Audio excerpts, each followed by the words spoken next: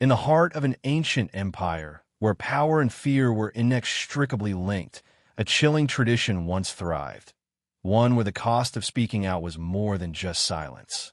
It was the severing of your very soul. The Temple of the Severed Tongues, nestled in the shadow of towering mountains, was a place where speech itself became a crime. In an age when words could topple empires, when secrets were a currency more valuable than gold, the penalty for revealing them was brutally clear.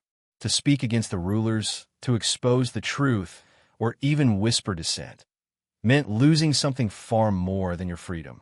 It meant losing your voice in the most literal, horrifying sense. The tongueless priestesses, cold-hearted keepers of this unholy ritual, carved away the very tongues of those who dared defy. And yet, the silence they enforced was not just physical. It was spiritual, a severing of the connection between the individual and their inner voice. But beneath this darkened temple, where blood and silence merged, an underground rebellion grew, a rebellion whose whispers would one day challenge the very foundations of this empire. What happens when words themselves become weapons and silence becomes the ultimate crime? In the vast, sprawling reaches of the Eastern Empire, power was not merely a matter of military might or wealth. It was embedded in the very fabric of its society. The rulers understood one undeniable truth. Control over speech meant control over everything. Words, once spoken, could never be retracted, and the most dangerous of all were the ones spoken in defiance. The emperor, a man whose thirst for power knew no bounds, saw speech not as a means of communication, but as a weapon. His paranoia was well-founded. Beneath the glittering veneer of his court, whispers of rebellion, dissent, and plots against his throne were like the ever-present hum of an insect's wings, always there, always just beneath the surface. In this world of whispered secrets, to speak against the emperor, even in jest, was a crime. The mere suggestion of rebellion could lead to the swiftest and most brutal consequences. But it was not just about quashing rebellion. It was about something deeper, more insidious.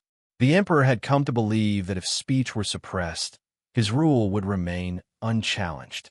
And so, the Temple of the Severed Tongues was born, a place where words, dangerous words, would be erased from existence in the most permanent way possible. The first of many to suffer under this brutal regime were not rebels, but those who dared to ask the simple, dangerous question, why? This question, though seemingly innocuous, had the power to bring down entire empires. And in the empire of silence, it became a death sentence. The emperor's mind was fixed. Those who questioned would be silenced, and the very act of questioning would become the greatest crime of all. Thus, the temple was born, a dark and foreboding place where silence reigned supreme. A temple where the price of speaking the truth was more than just imprisonment. It was the removal of the very tool of rebellion, the tongue. Beneath the darkened shadows of the temple, something began to stir, something that would soon ripple throughout the entire empire. It started quietly, in the streets where the empire's grip on speech was not so absolute. Among the lowest of the low, the oppressed, and the overlooked, rumors spread. A small group of individuals, disillusioned with the suffocating silence that had taken hold of their world, began to meet in the dark corners of the empire.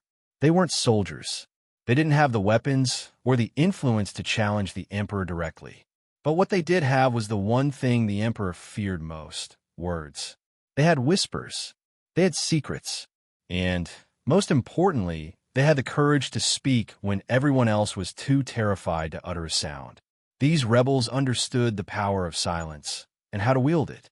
They knew that speech, when restricted, became an even more powerful weapon. But they also understood the fragility of the human spirit when it was denied the basic right to speak.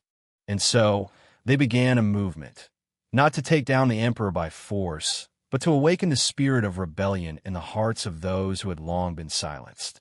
At first, their resistance was subtle. Small acts of defiance, whispered phrases passed between allies, a stolen glance here and there. But as the whispers grew louder, so too did the emperor's paranoia. He had created a society of silence, but he had not accounted for the power of suppressed voices, how they would only grow stronger in the dark corners of his empire. It wasn't long before the emperor's spies caught wind of this underground rebellion, and though their methods were carefully concealed, the tension in the air was palpable. The empire, so used to silence, now faced something far more dangerous: the return of the spoken word, one stolen whisper at a time. The rebels knew the stakes. They had no illusions about the price of defiance. But they were ready, and in the heart of the empire, amidst the silence, the seeds of rebellion were being sown. The empire's lust for control over speech reached its zenith with the construction of the Temple of Silence. No one outside the emperor's inner circle knew the true purpose of this grand, ominous structure, and those who worked on it, laboring under the guise of religious devotion, were sworn to secrecy. To the common folk, the temple was a symbol of piety. Its towering spires and sacred chambers whispered of divine law. But the truth behind its purpose was far darker. Beneath its marble floors, deep in the catacombs where sunlight never dared to creep, the real work of the temple took place. This was no ordinary place of worship. It was a crucible for the most horrific of rituals, where the emperor's absolute authority was etched into the very bones of the empire. The rituals began as a way to silence dissent, a public spectacle designed to break those who dare to speak against the regime. But over time, the temple became more than just a tool of repression. It morphed into a place where silence was not merely enforced but revered. Those who had been punished for their speech crimes, those whose tongues were severed, were seen not as victims but as martyrs for the greater cause of the empire's purity. The emperor believed that in the silencing of the individual, the soul was liberated from the chaos of dissent. In reality, however, it was a method of totalitarian control that shackled both the body and the mind. The temple's architecture was symbolic of the empire's twisted vision. The walls, made of stones so ancient it seemed to breathe, were inscribed with decrees, edicts, and proclamations that could never again be spoken aloud. Its priests, known only as the tongueless, were the embodiment of the empire's power. These were women who had voluntarily severed their own tongues in an act of fealty to the emperor, and their silence was seen as an eternal bond with the divine. They were the ones who conducted the severing rituals, and their eyes, devoid of any hint of emotion, held the cold authority of those who had long ago surrendered their humanity. The very air inside the temple was heavy with the weight of oppression. The silent, calculated movements of the tongueless priests were enough to induce terror in even the most hardened individuals. To be brought here was to face an eternity of muteness, a punishment more excruciating than death. And yet, there was one thing the temple could never control: the spirit of defiance that burned quietly in the hearts of those who still dared to speak, to resist. Despite the temple's efforts to make speech a crime punishable by permanent silence, it became clear that no matter how deep the fear ran, words could not be entirely contained. And thus, the empire began to understand the true cost of the temple. It had achieved its goal. Silence prevailed. But in its attempt to eradicate the rebellious voice, it had planted the seeds of its own undoing. The first severance was not planned. It was an act of defiance, impulsive and uncontrolled, that set the stage for the horrors to follow. A young man, barely more than a boy, had been caught speaking out against the emperor's increasing tyranny.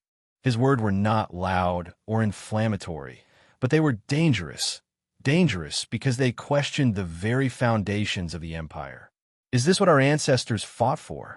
he had asked, his voice shaking with emotion.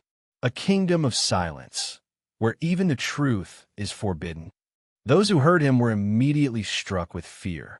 His words, though whispered, carried the weight of 1,000 unspoken truths. For in those few words, he had condemned himself. He was swiftly arrested by the emperor's guards, bound, and brought before the Temple of Silence, a place where no prisoner could ever expect mercy.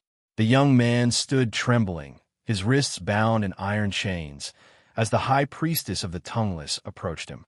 She was an imposing figure, tall and silent, her face obscured by the shadow of her hood.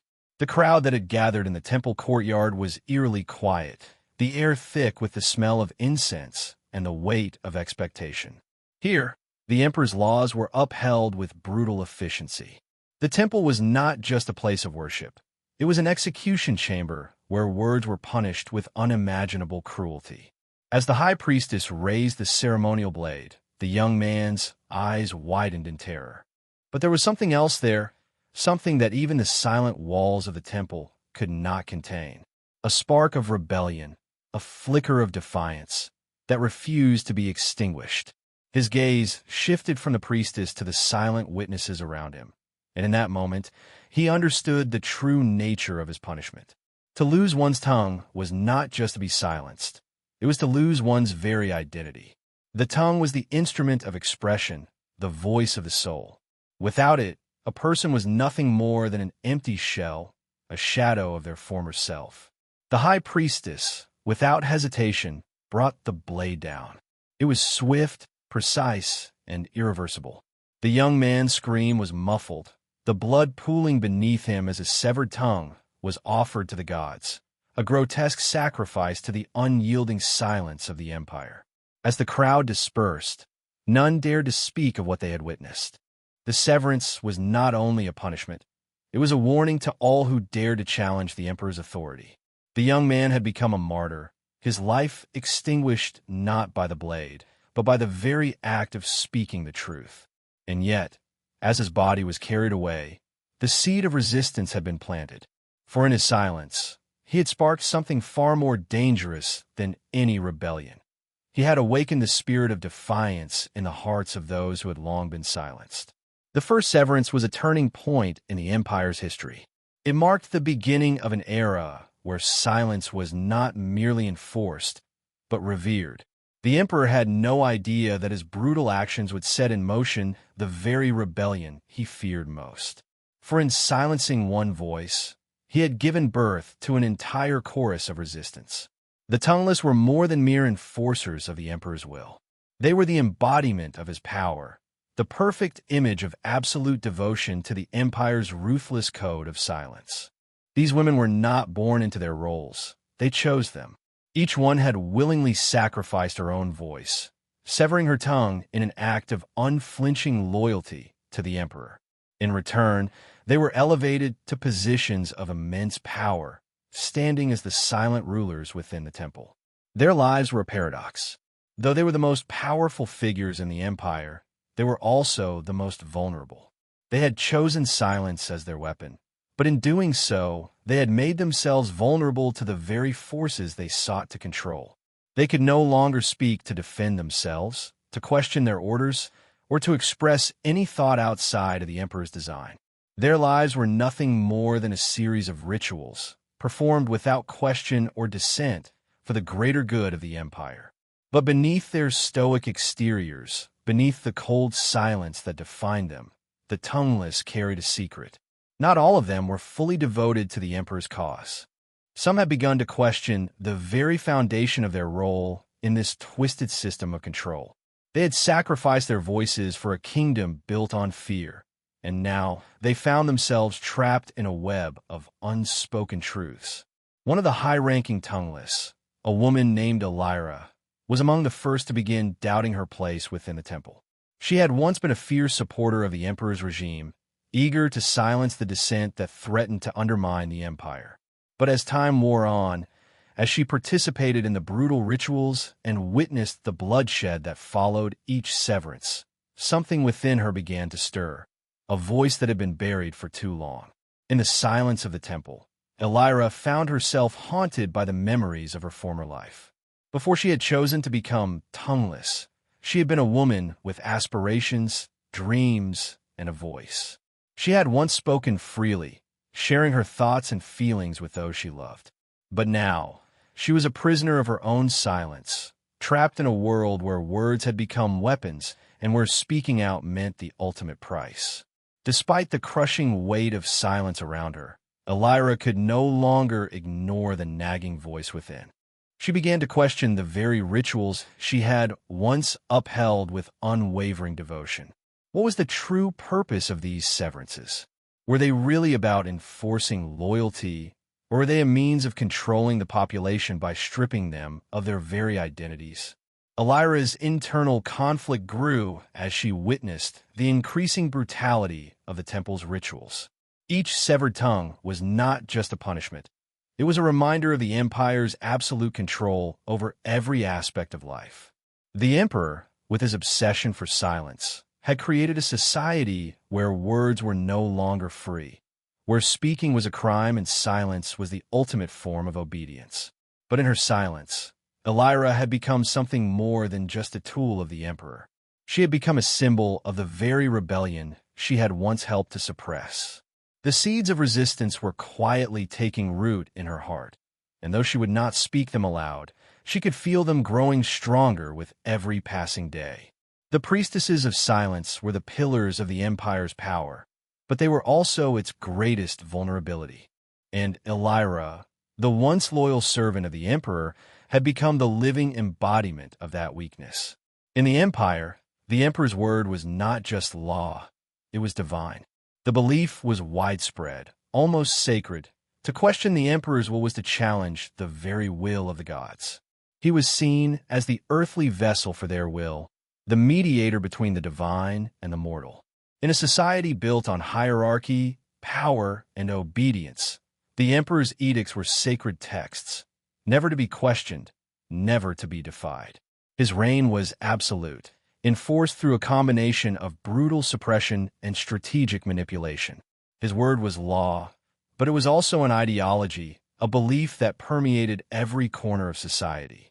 To speak against him was an affront to the divine order, and to do so was the greatest crime one could commit.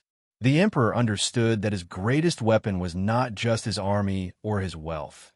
It was his ability to control thoughts, to influence the minds of his people.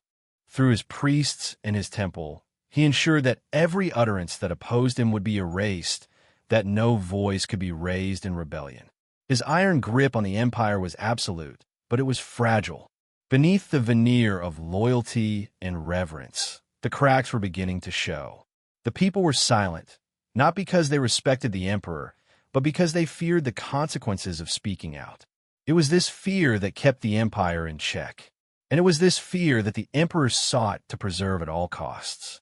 But even in the face of overwhelming silence, the emperor could not quell the whispers of dissent that began to circulate. As word spread of the severed tongues, of those who had dared to speak and were punished for their audacity, something strange began to happen. The very fear that the emperor had cultivated began to backfire. People didn't just fear speaking out, they feared remaining silent.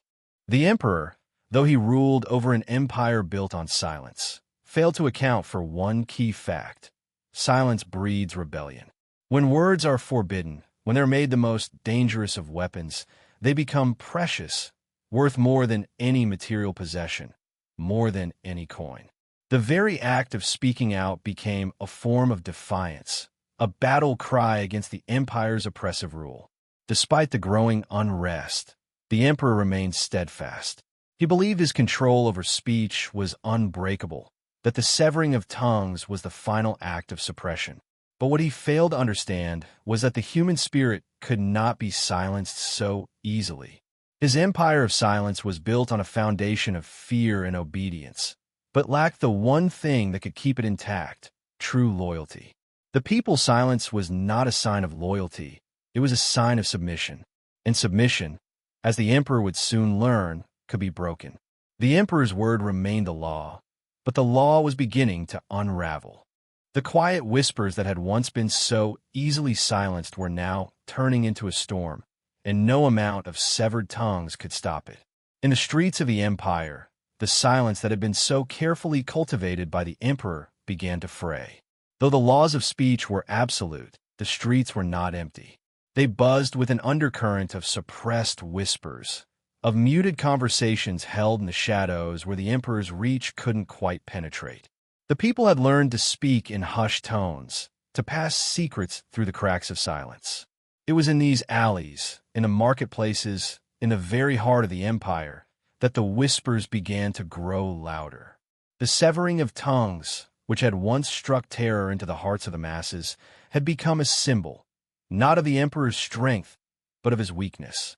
The more people feared the consequences of speaking, the more the rebellion swelled in quiet defiance. The streets, once a place of silence, became the birthplace of a new kind of resistance, a resistance of words hidden in plain sight. The rebels, though small in number, had learned how to work within the system, how to speak without speaking. They didn't need to use their voices. They found other ways to communicate. Secret symbols were etched into the corners of buildings.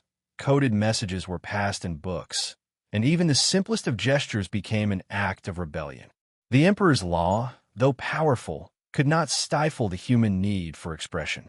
The people of the empire, long silenced, had found a way to reclaim their voices in the most subtle of ways.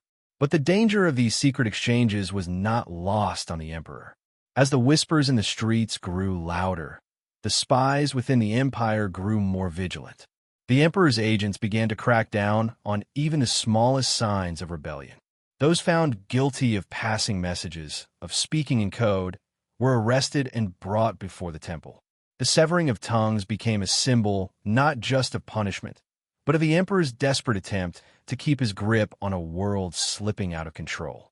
Despite the increasing risks, the whispers refused to die. It was in the silence of the night, when the empire's watchful eyes turned away, that the most dangerous plans were hatched. Small gatherings of rebels met under the cover of darkness, exchanging ideas, sharing news, and building the infrastructure of a movement that the emperor could not reach. These secret meetings were quiet, but they were electric with possibility. The rebellion was not yet ready to explode, but it was waiting patiently, silently. The empire, with its walls of silence, had become a pressure cooker, and the people were the heat within it. The tension was palpable, and the whispers in the streets had become more than just acts of defiance. They were the very essence of rebellion, the beginning of a storm that would one day bring the empire to its knees. The severing of the tongue was more than a physical act. It was a symbolic decapitation of the individual, a permanent erasure of identity. In the empire, to lose one's tongue was to lose one's very essence. The tongue was not just a tool of speech. It was the medium through which the soul communicated with the world. Once severed, it was as if the very person had been swallowed by silence, their voice forever denied, their presence reduced to mere shadow. Yet, the true horror of the severed tongue lay not in the act itself, but in its aftermath. Those who had undergone the ritual were not just silenced. They were transformed into living ghosts. The people who had once spoken with passion, who had laughed, loved, and protested, now lived in a perpetual state of isolation. They could no longer express themselves. They could no longer call out for help, or even mourn their fate. They had been stripped of their humanity, left to wander the world without the ability to articulate the suffering they endured. But what the emperor failed to understand in his obsession with silencing dissent was this. The severed tongue, for all its brutality, was not a tool of total control. It was a catalyst, a way to ignite something far more dangerous than rebellion. The severed tongue, once removed, did not simply disappear into nothingness. It carried with it an untapped power, a power that, when harnessed, could shake the very foundations of the empire. As those who had been silenced wandered the streets, unable to speak but burning with unexpressed thoughts, they became a silent army. Each person, stripped of their voice, became a symbol, a representation of the many who had suffered in silence. The emperor, in his desperate attempt to control speech, had inadvertently created a new kind of resistance, a resistance born of silence. But it wasn't just the former rebels who felt the power of the severed tongue. The people of the empire, those who had never dared to speak against the emperor, began to recognize something terrifying. The silenced could no longer be controlled. They had been made mute, but their silence spoke louder than any words could. The emperor's efforts to suppress dissent had inadvertently unleashed a force that could not be contained. Even within the walls of the temple, where the severing of tongues was meant to be a final, irreversible act, cracks began to appear. Some of the tongueless priests, those who had been tasked with carrying out the ritual, began to question the power of their own silence. What was it that they had given up? Was their silence, their severed tongues, truly a sign of loyalty, or had it become a form of enslavement? The severed tongue had taken on a power far beyond what the emperor had intended. It had become a symbol of resistance, a reminder that silence, when forced upon the human spirit, could lead to a revolution of unimaginable consequences. The people of the empire had learned an invaluable lesson. To silence a voice was not to conquer it, but to give it new strength. And in the shadows of the empire, that silence was growing louder by the day. In the heart of an empire where silence ruled, where words could cost you your life, a forbidden love began to bloom, a love that would soon threaten the very core of the Temple of Silence.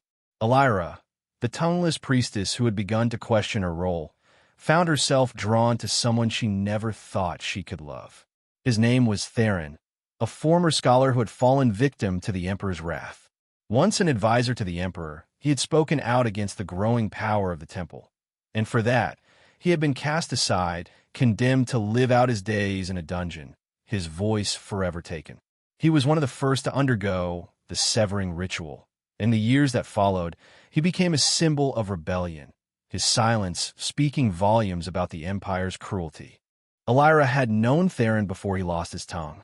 She had heard his brilliant lectures, watched him speak passionately about philosophy, about justice, about the role of the emperor in the lives of the people.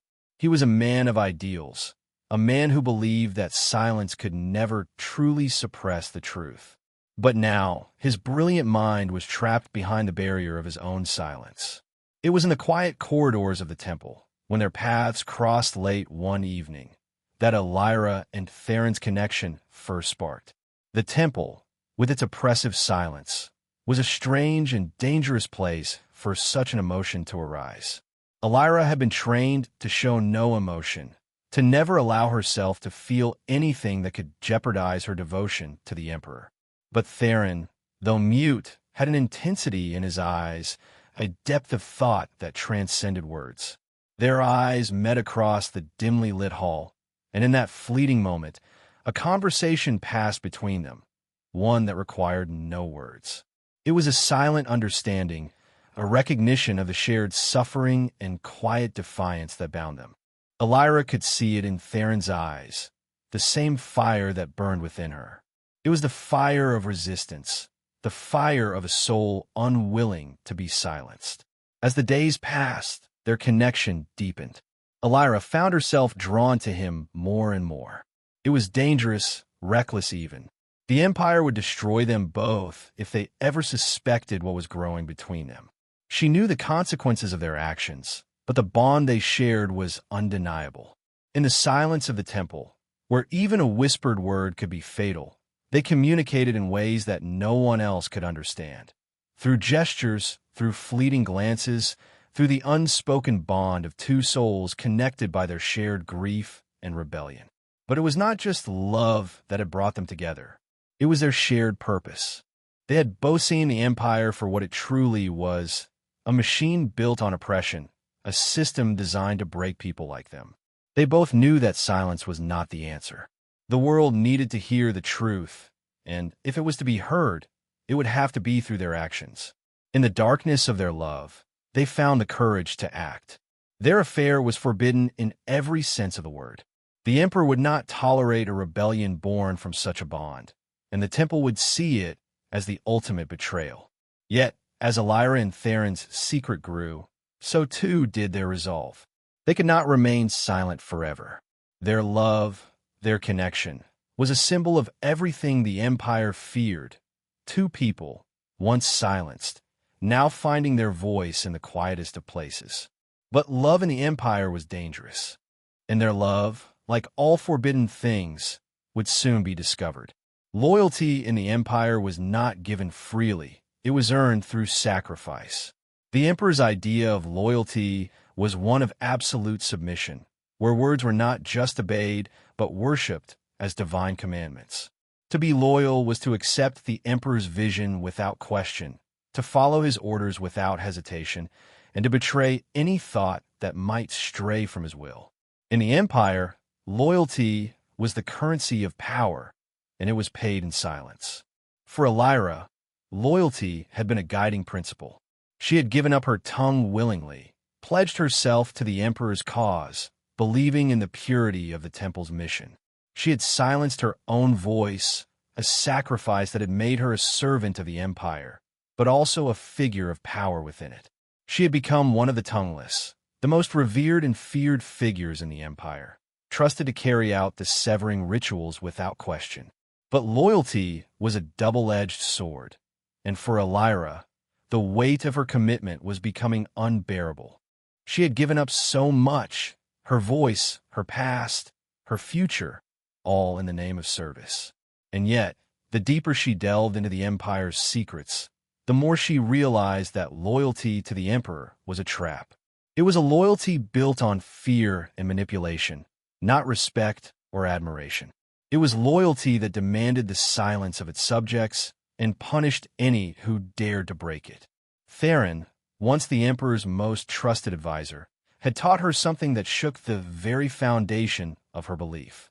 He had once been loyal to the empire, loyal to the emperor. But in his silence, in the severing of his tongue, he had found a different kind of loyalty, a loyalty to the truth, to the rebellion that had begun to take root within the empire's walls. As their forbidden love grew, Elira began to see loyalty in a new light. It was no longer just about servitude to the emperor. It was about loyalty to the people, to those who had been silenced, to those whose voices had been stolen from them. She realized that the true price of loyalty was not just the sacrifice of one's voice, but the sacrifice of one's soul. And in her loyalty to the emperor, she had lost her soul. But loyalty, like silence, could be a weapon. And as the rebellion grew, as the whispers of dissent spread throughout the empire, Elira's allegiance to the emperor began to fracture. She no longer believed in the purity of the temple, nor did she believe in the emperor's vision for the future. She saw him for what he truly was, a tyrant who used silence as a tool of control, who demanded unquestioning obedience from his people, and who feared the very thing that could undo him, the truth. In her heart, Elira began to question the very loyalty that had bound her to the temple. She had been loyal to a cause that had betrayed her, loyal to a man who had turned his back on everything he had once promised. Loyalty, she now realized, was not something that could be earned through sacrifice alone. It was something that had to be earned through respect, through truth, through the freedom to speak without fear. And as the rebellion gathered strength, Elira knew that the price of loyalty would be paid in full. But it would not be her loyalty to the emperor that would be tested. It would be her loyalty to the truth, to the cause that had begun in the whispering streets, in the hearts of those who had been silenced for far too long. The temple, once the sacred ground of the emperor's power, had become a place of revelation, though not the kind the emperor had envisioned. The dark stone walls, etched with centuries of power and control, had witnessed countless severings, and each act had been a declaration of the empire's dominance. But what the emperor failed to understand was that within those very walls, the seeds of rebellion were being sown. The whispers within the temple had grown louder, and soon, the very foundation of the empire would be shaken by a truth that had been hidden for so long. Elira's doubts had festered for months, but it was not until the night of the secret ritual that the full extent of the emperor's deception was revealed to her.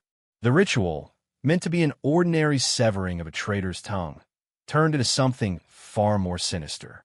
Elira, tasked with performing the ritual, was summoned to the inner sanctum of the temple, where the high priestess, the leader of the tongueless, was waiting. It was a dark, cold chamber, the air thick with incense and the echoes of past rites. As Elira approached, she noticed something unusual, a series of ancient scrolls hidden beneath the priestess's cloak. These scrolls, though forbidden, were said to contain the original texts of the temple's creation, the very foundation of the emperor's rule. No one had seen them in years. They were considered sacred, too dangerous for anyone to read.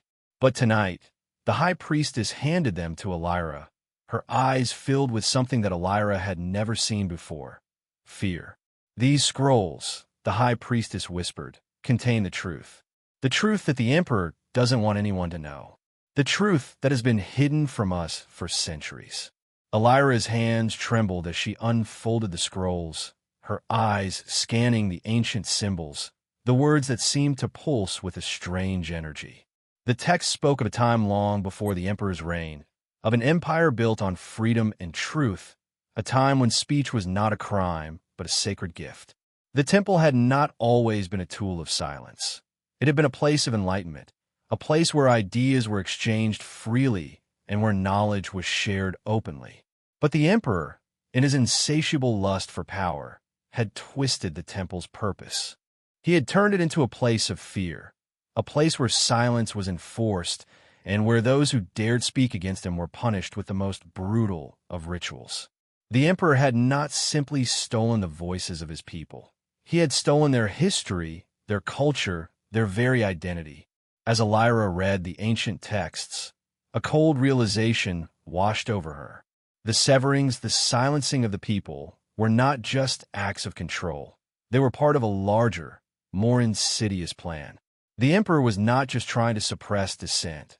He was trying to erase the past, to rewrite history in his image. By severing tongues and enforcing silence, he was ensuring that no one would remember the empire before him, the empire that had once embraced the free exchange of ideas.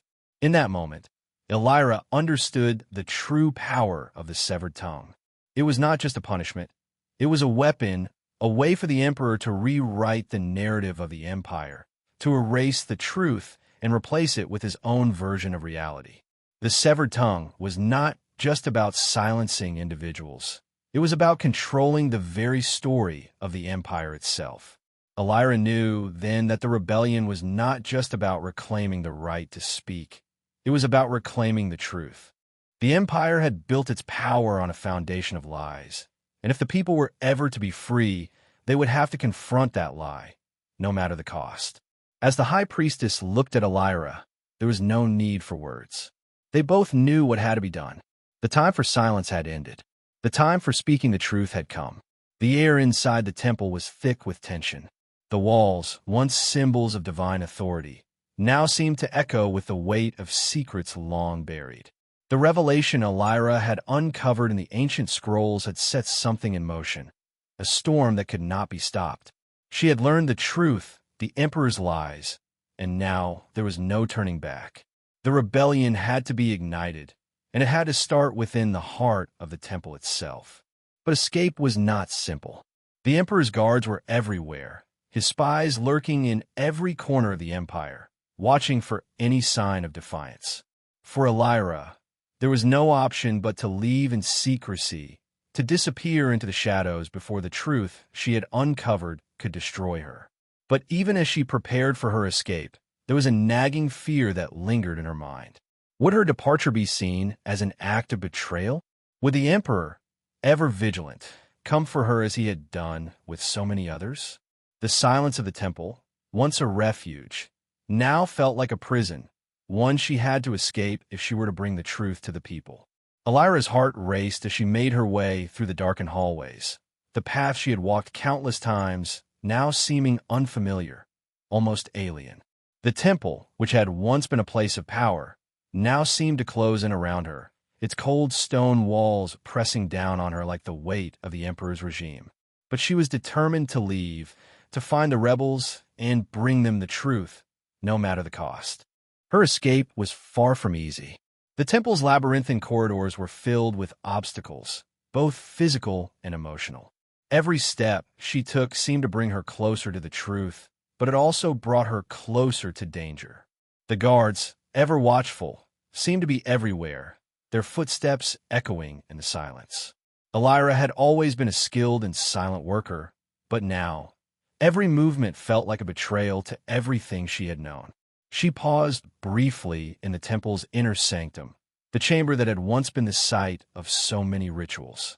It was here, under the dim light of the sacred altar, that she had first given up her tongue, sworn her loyalty to the emperor's cause. And now, standing before it, She realized that the loyalty she had pledged was a lie that had led her down a path of darkness and silence. The blood that had been spilled here, the lives lost in the name of the Emperor's control. How many had been sacrificed in the pursuit of absolute power? With a final, heavy breath, Elira turned away from the altar, leaving behind the temple that had been both her home and her prison. She knew what was at stake. The Empire's control over speech, over truth, could not be allowed to continue. She had to escape, and she had to bring the truth to those who could use it to ignite the flames of rebellion. But as she neared the exit, a figure appeared from the shadows, one she never expected. Theron, his eyes still filled with the fire of resistance, stood before her, silently urging her to leave. He, too, had learned the truth, and he, too, was ready to act. "We must go," Theron gestured with his hands, his silent command clear. Together, they fled the temple, their hearts heavy with the knowledge of what lay ahead. They were fugitives now, hunted by the Emperor's spies, but they were also the bearers of truth. The rebellion, born from the severed tongues and hidden whispers, had finally found its voice, and it would no longer be silenced. The rebellion was no longer a whispered rumor. It had become a living, breathing entity, fed by the very silence the Empire had tried to impose. The streets that had once been full of muted dread were now filled with the quiet hum of revolution. Elira and Theron, fugitives on the run, had become the symbols of this defiance. They carried with them the knowledge that the temple, the Emperor's seat of power, was not invincible. They were proof that even the deepest silences could not stifle the truth forever. But the Empire, despite its growing fractures, had not yet collapsed. The Emperor's grip on the population was still strong, enforced by an army that sought to root out every rebel, every whisper of resistance. The high walls of the temple, which once symbolized control, now felt like the barriers of a crumbling fortress, high, yet destined to fall. Yet inside its depths, the rituals continued, unchanged by the growing storm outside. It was here, within these sacred halls, that the last remnants of loyalty to the Emperor clung. The tongueless priests, led by the High Priestess, carried out the rituals with unwavering discipline. Every week, a new victim was brought in, their tongues severed, their speech erased. To the Emperor, this ritual was not just a means of silencing traitors. It was the last defense against a world gone mad with rebellion. But Elira, having once been part of that silent order, knew the true cost of these rituals. Each severed tongue, each victim, was not just a lost voice. It was a thread pulled from the very fabric of the Empire's power. And as the whispers of rebellion grew louder, each act of silence became a reminder that the Empire's control was weakening.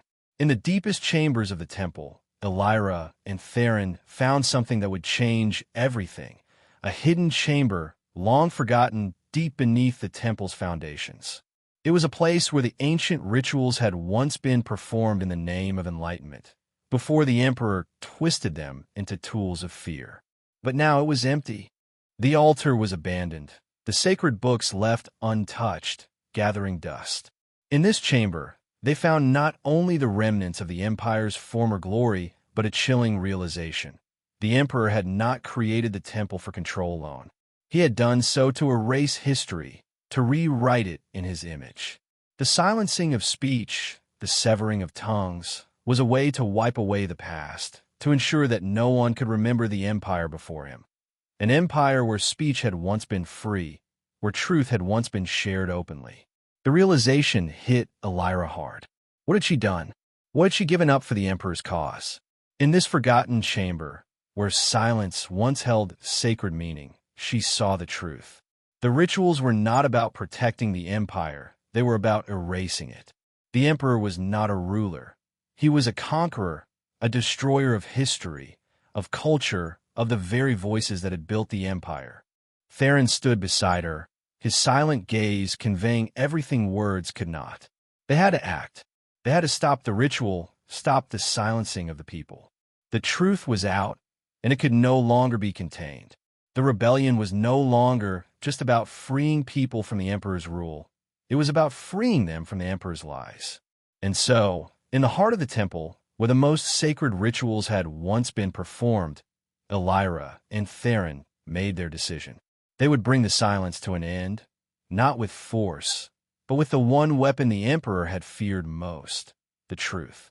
The empire's foundation had been built on a carefully constructed narrative, a story of divine right, of a ruler chosen by the gods to bring order to a chaotic world. The emperor was not merely a leader. He was a living god, the embodiment of authority, the keeper of silence, the one who held the power to shape the future. This was the image he had cultivated, the mask he wore to conceal the reality beneath. But in the dark chambers beneath the temple, where Elira and Theron had uncovered the hidden secrets of the empire, a different truth began to surface, one that threatened to unravel everything the emperor had worked so hard to protect. The scrolls they had found, hidden deep within the forgotten sanctum, revealed a chilling history that had been erased from the public record. It was a history the emperor had tried to bury, a history that could bring his empire to its knees. The emperor was not born into power. He was not the divine ruler the people had been taught to revere. His rise to power was not the result of destiny or divine favor, but the result of bloodshed, manipulation, and a ruthless campaign to seize control. His family had once been lowborn, cast aside in the early days of the empire's formation. They had clawed their way to power through deceit, using whatever means necessary to eliminate their rivals and take the throne by force. The emperor's father, a cruel and ambitious man, had used the silence of his people as a weapon, turning it into a tool to control the masses. But the most terrifying part of this revelation was not the emperor's dark past. It was the secret he had hidden from the world. The emperor had not only sought power for himself, he had sought to erase the very memory of the empire that had come before him. He had used the temple, its rituals, and the severing of tongues as a means to rewrite history, to create a new world where his reign would be seen as the only true reality. The severing of tongues, the enforced silence, it had all been part of a larger, more sinister plan. In his quest to control the empire, the emperor had erased all traces of the old world. The world where speech had been free, where ideas were exchanged openly, where people could challenge the status quo without fear of punishment. He had rewritten history, turning the past into a blank canvas, painting over it with his own narrative. The Temple of Silence, the most sacred place in the empire, had become the center of this grand deception. The emperor's reign was built not on truth, but on the elimination of it. As Elira and Theron stood in the shadows of the temple, the full weight of this revelation sank in. They were not just fighting to end a tyrannical rule. They were fighting to restore the truth, to bring back the voices of those who had been silenced for so long. The emperor's power had been built on a lie, and now it was up to them to expose that lie to the world. But the emperor would not let this truth go unchallenged. He had built his empire on silence, and he would stop at nothing to preserve it. His spies were everywhere, watching for any sign of defiance, any hint that the rebellion had gained strength. Elira and Theron knew that the time had come to strike, to take the truth to the people. But doing so would come at a cost. The emperor would not allow his empire to fall without a fight, and the battle for the soul of the empire had only just begun. As the night stretched on, the weight of their mission pressed heavily upon them. The truth had been uncovered, but was now their responsibility to make it known. And as they prepared for the final confrontation, they knew that the silence of the empire could not be broken without bloodshed. The news of the rebellion's rising strength had reached the emperor's ears, and he knew that his carefully crafted empire was on the brink of collapse. The quiet, insidious whispers of resistance had gained momentum, fueled by the revelations that Elira and Theron had uncovered. The people, once cowering in fear, had begun to stir. The severing of tongues, once a symbol of control, was now seen as a mark of defiance, a symbol of those who would not be silenced. But the emperor, though threatened, was not a man who would bend easily. He understood the power of fear, and he was ready to wield it again.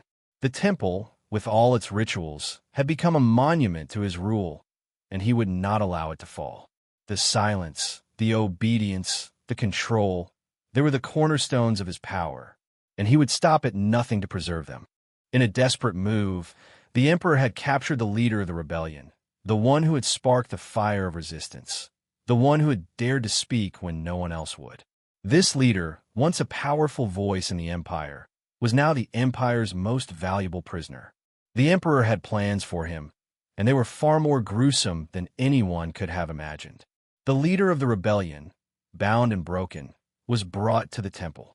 His hands were shackled, his body battered from the emperor's guards, but his spirit was unyielding.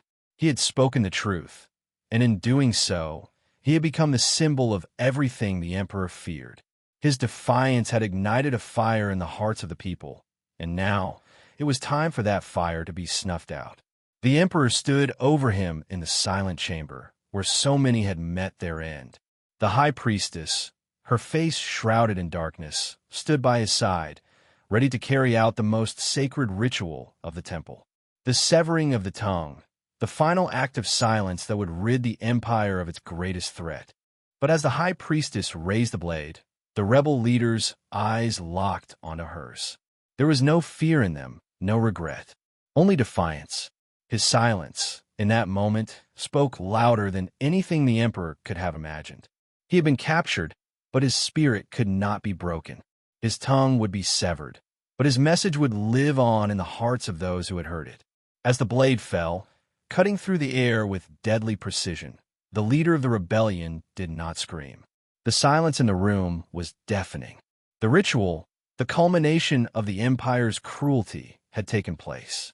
But even in that moment of complete and utter silence, the leader's defiance lingered. His death was not the end. It was a martyrdom that would fuel the rebellion for years to come. The emperor, however, did not see the consequences of his actions. He thought that by silencing the leader, he had crushed the rebellion, snuffed out the last flicker of resistance. But what he failed to understand was that the act of severing the tongue, of silencing a leader, only made the message stronger. The leader had become a martyr, his death an anthem for those who still dared to speak. As the rebel leader's body was carried away, the echoes of his silent defiance reverberated through the empire. The severing of his tongue was supposed to be the final blow to the rebellion, but in truth, it was only the beginning. The empire's blood-stained victory over its most dangerous rebel did not come without its cost. The death of the rebellion's leader, though hailed as a triumph by the emperor, sent ripples through the empire's fragile foundation. What was meant to be the end of resistance became its spark. The empire, intoxicated by its own brutality, failed to realize that silence, when enforced through violence, never truly extinguishes the fire of rebellion. It only feeds it. In the wake of the leader's death, something strange began to happen. Those who had once lived in the shadows, those who had been silenced through the severing of their tongues, began to stir. The empire had made a grave miscalculation. They had believed that removing the voices of the people would keep them in line, that severing tongues would eradicate rebellion. What they failed to account for was the human spirit's unyielding power to resist, even in the face of unimaginable cruelty. The tongueless, the once feared keepers of the severing rituals, had become symbols of oppression. They were the enforcers of the emperor's will, the silent soldiers who carried out the empire's most grotesque commands. But now, they were beginning to question their own role in this twisted regime. For those who had given up their voices for the sake of loyalty, the sacrifice no longer felt pure. It felt like betrayal. The severing of tongues had been presented as a sacred act, a rite of silence and devotion. But for many of the tongueless, it had become a chain that bound them to the emperor's cruelty. Elira, once one of the most devoted of the tongueless, knew this better than anyone. She had lived through the rituals, felt the weight of her own silence pressing down on her every day. But now, as the rebellion grew and the emperor's empire began to crack, Elira saw a different path, one that led away from the empire's suffocating control and toward a new dawn of resistance. Elira's decision to leave the temple was not one made lightly. She had been a part of the empire's silence for so long that it had become her identity, her purpose. But as the days passed, she realized that her silence, too, was a form of complicity. Her quiet acceptance of the emperor's rule had made her a willing participant in the destruction of her people's voices.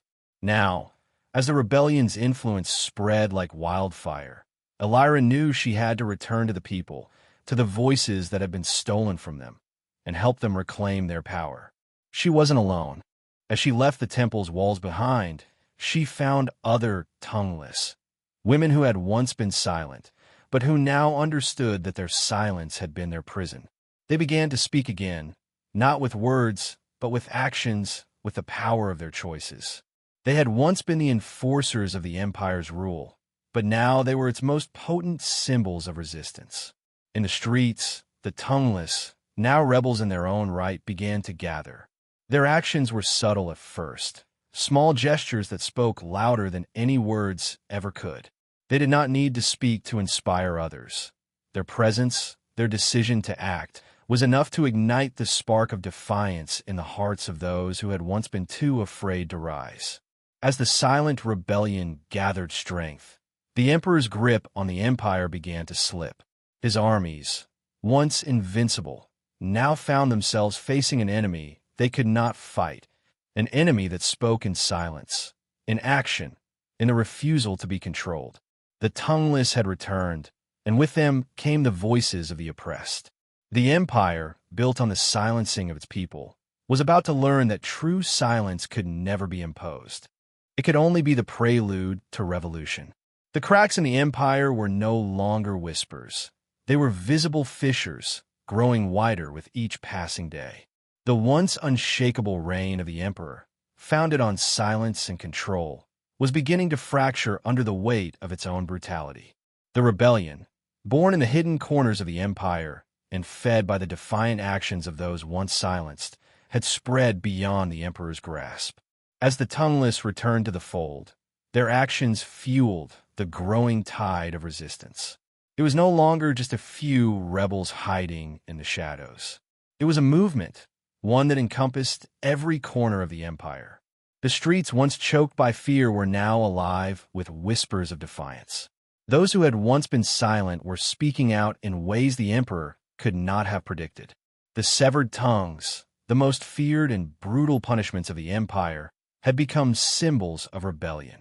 The very silence that had been imposed to crush resistance was now the rallying cry for revolution. For the emperor, the collapse came from within. The fear that had once held his empire together now became its undoing. The loyalty he had demanded, the silence he had enforced, had created a brittle foundation. It was a loyalty born not of respect, but of fear, and fear could only control for so long. The emperor's inner circle began to crumble.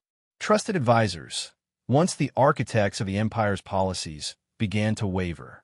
Some had always known the truth, that the emperor's rule was based on lies, but had remained silent, too fearful to speak.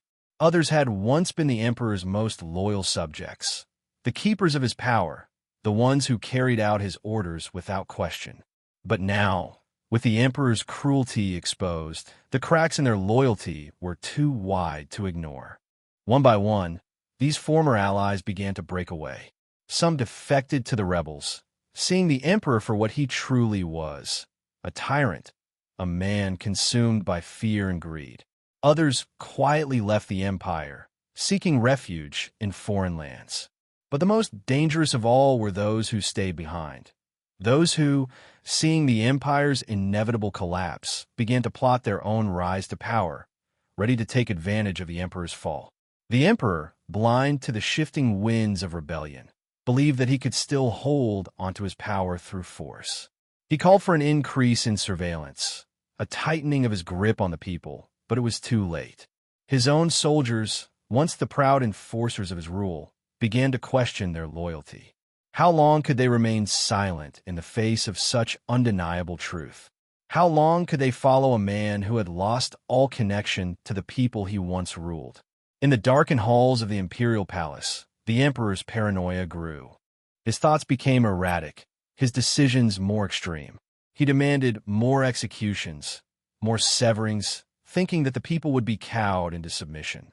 But each act of brutality only furthered the rebellion's cause, emboldening those who had once been too afraid to act.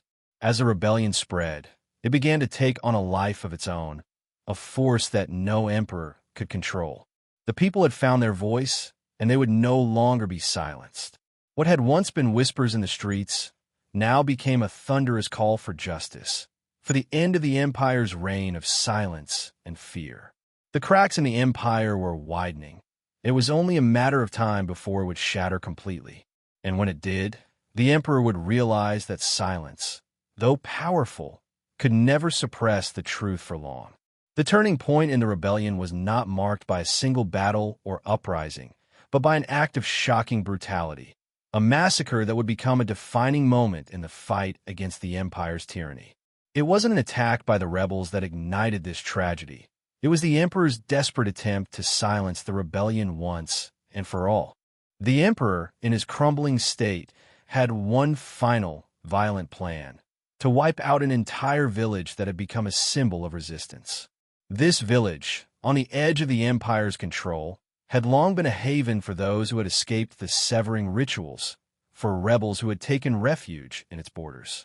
The villagers, though living in fear, had quietly supported the cause, sending supplies and messages to the growing resistance movement. When the emperor learned of this village, he saw it as the perfect opportunity to strike a blow to the heart of the rebellion. His forces were sent in, not to capture or interrogate, but to annihilate. The village was to be destroyed, its people slaughtered as an example to anyone else who dared defy the emperor.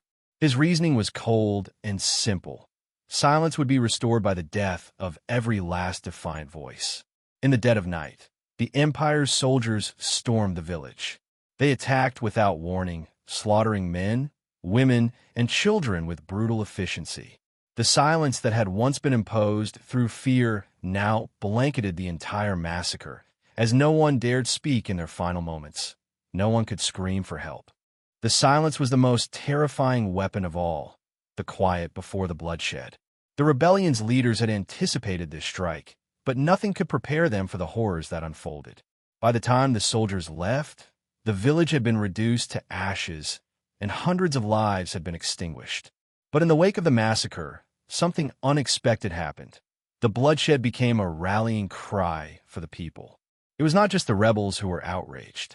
It was every citizen who had been forced into submission. The massacre had opened the floodgates, and now the entire empire was shaken by the violence they had seen.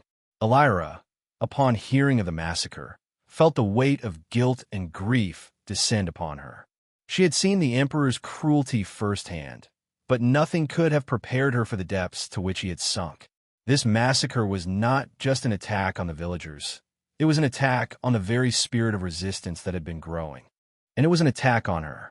For years, she had been part of a system that had silenced people with blood and fear, but now the blood was on the emperor's hands, and she could no longer remain silent.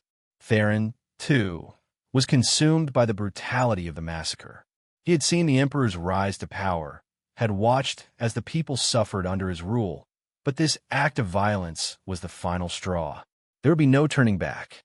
The rebellion was no longer a distant hope. It was a furious, desperate movement that would stop at nothing to bring down the empire. In the days that followed, the massacre became a symbol of the empire's unchecked cruelty, and the rebellion grew stronger. The people, now fully awakened to the horrors they had been living under, joined the fight. What had once been whispers in the dark now became a roar of defiance that the empire could no longer ignore.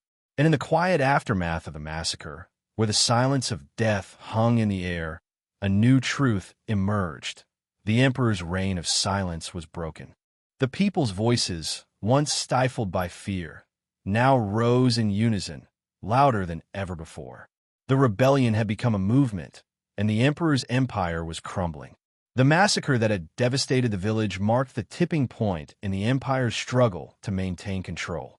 The rebellion, once a quiet flicker of resistance, had erupted into an unstoppable force. What had been a battle of whispers was now a war of silence, turned into action, a fight not just for freedom, but for the very survival of the people. This was no longer a war fought with words or symbols alone. It had transformed into a physical, brutal conflict. The rebellion had grown from a network of secretive whispers into an organized, formidable movement that was taking up arms. But even as they fought, they understood that the power of silence still lay at the heart of their struggle. It was no longer just about defeating the emperor's soldiers. It was about breaking the suffocating silence that had bound the empire for so long. The emperor, in his desperation, unleashed his full might against the rebellion. His armies moved with ruthless efficiency, attempting to crush the insurgents in cities, towns, and villages alike. But the rebellion was no longer just a collection of rogue individuals. It had become a symbol, a fire that had spread far beyond the emperor's control. And no matter how much force the emperor used, no matter how many lives he took, he could not extinguish it. The people had found their voice again, and it was louder than any sword strike could be. Elira and Theron, now leaders of this growing movement, stood at the heart of the conflict. They knew the stakes. This was a fight for the soul of the empire. The battle lines were drawn. On one side stood the forces of tyranny and fear. On the other, those who had suffered in silence for too long and now demanded their right to speak, to be heard, to be free. As the rebellion gained momentum, more people joined the fight. People who had once cowered in fear, who had once accepted the emperor's rule because they believed there was no alternative, now stood side by side with the rebels. The emperor's silence, the silence of oppression, had created the perfect breeding ground for defiance. The more the empire tried to stifle the rebellion, the louder it became. The emperor's forces, despite their superior weaponry and training, were starting to lose their grip. They couldn't understand why the rebellion refused to die. They couldn't understand how people who had been silenced for so long could suddenly rise up. The answer, of course, was simple. The emperor had underestimated the power of the human voice, even when it was suppressed. Silence, when pushed to its breaking point, becomes more powerful than any force the empire could muster. Theron, once a victim of the severing, now led his people with a vision of a free world. One where speech could no longer be criminalized, where the truth could no longer be erased by fear. Elira, standing beside him, was no longer the loyal servant of the empire. She was the embodiment of defiance, of all those who had suffered in silence. Together, they became a symbol of what could be achieved when people stood together, united in their cause. As the empire faltered, the rebels' victory seemed inevitable. The forces of silence were now being overwhelmed by the voices of the oppressed. It was not just a war for power. It was a war for the soul of a people who had been denied their right to speak. And as the war raged on, one thing became clear. The emperor's reign was nearing its end. But the road ahead was not without its costs. The battle would not be won easily, and there were still dark days ahead. However, in the hearts of those who had once been silenced, a fire burned brighter than any tyranny could extinguish. The silence had been broken, and there was no going back. The final act of the rebellion was coming into focus. The emperor, driven by desperation and fear, was willing to sacrifice everything to hold onto his reign. He understood now that his control over speech, his control over silence, was unraveling. The rebellion was not just a threat to his rule. It was a threat to his very identity. His empire, built on the severing of tongues and the silencing of truth, was collapsing. But he would not go quietly. Elira and Theron, now more determined than ever, prepared for the final confrontation. They had come to understand the emperor's deepest fear, the loss of control over speech, over the ability to erase history.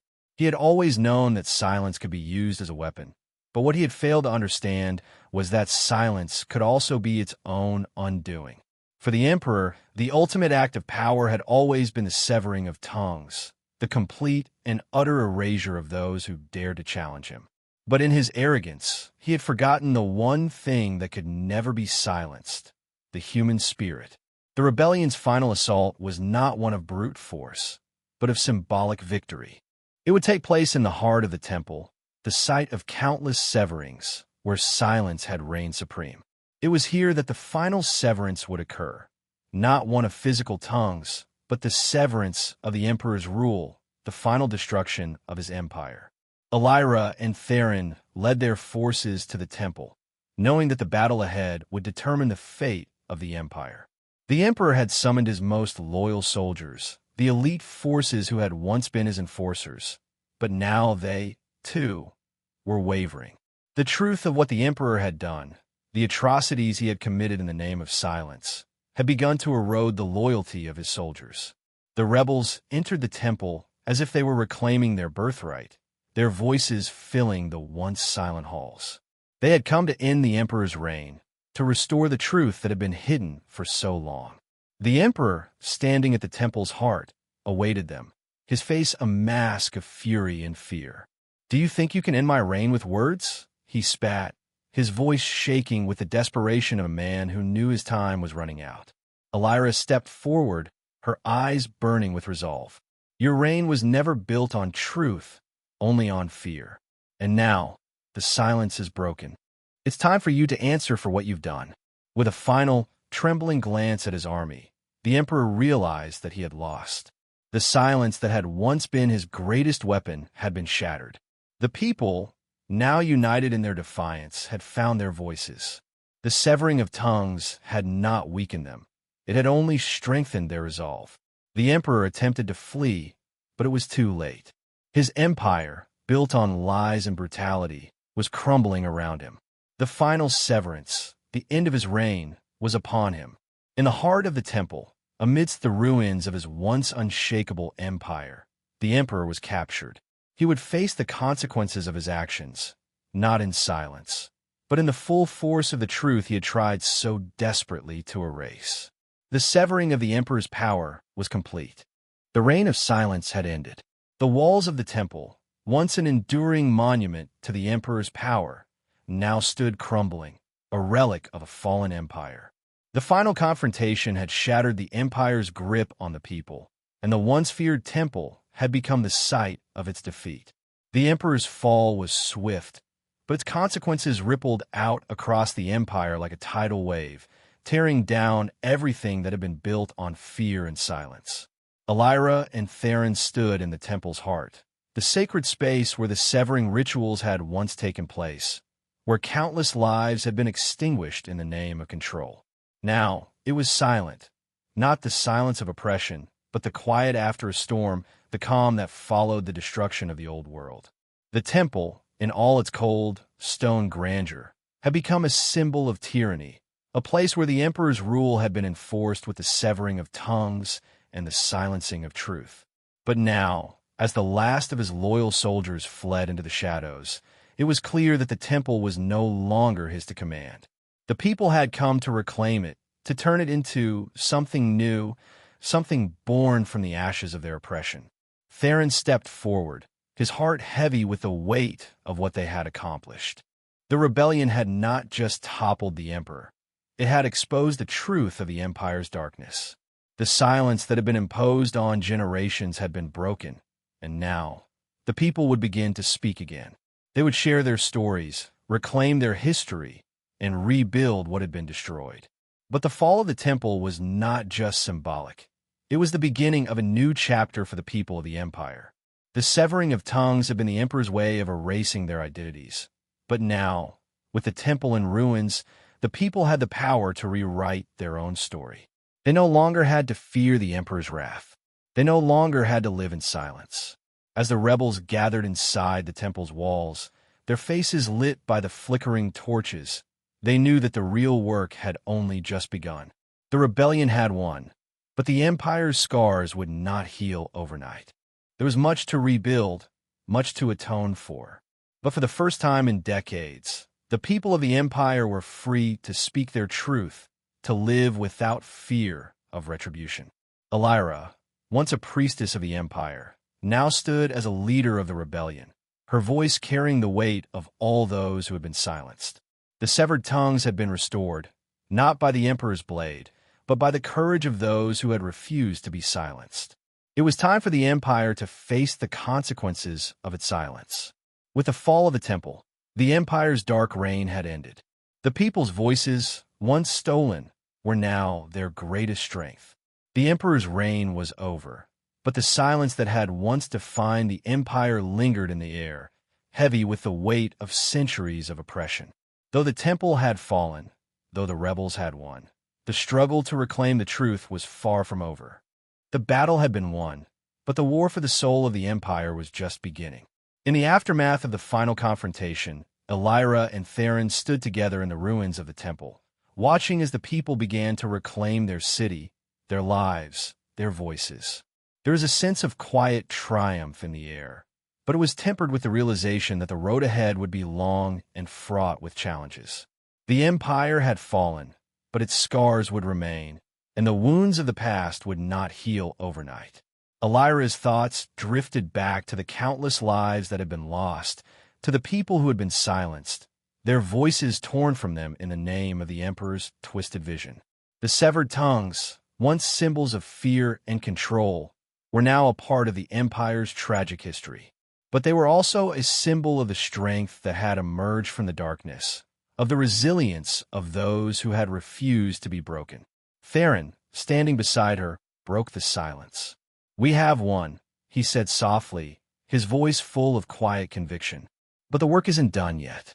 We have to rebuild everything, not just the cities, but the very fabric of our society. We need to restore what was lost, to remind people that their voices matter." Elira nodded, understanding the weight of his words. The people had been silenced for so long that they had forgotten how to speak their truths, how to share their thoughts, their ideas, their dreams.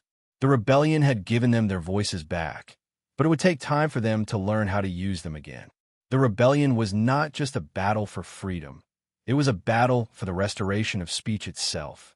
For centuries, the emperor had sought to erase the power of words, to strip away the humanity of his people by taking away their ability to communicate.